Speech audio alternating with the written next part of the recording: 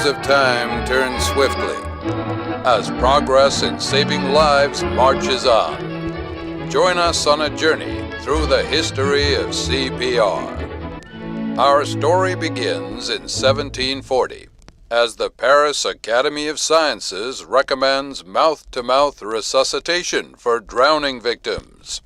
More than a century later, Dr. Friedrich Maas performs the first documented chest compressions on a patient. Then in 1903, Dr. George Kreil reports the first successful use of external chest compressions to revive a patient. Another step forward is taken when Drs. James Elam and Peter Safar modernized the technique for mouth-to-mouth resuscitation.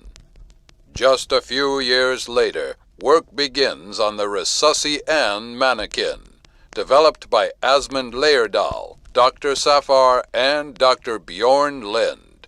The training aid is introduced in 1960. That same year, CPR itself is developed.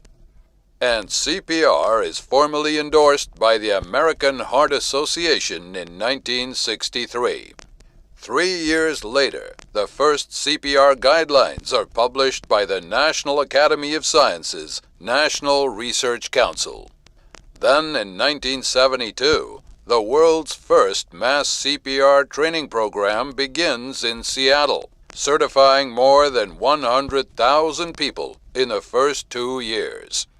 Not long after, 911 operators in King County, Washington, begin giving CPR instructions over the phone, a practice now in use nationwide.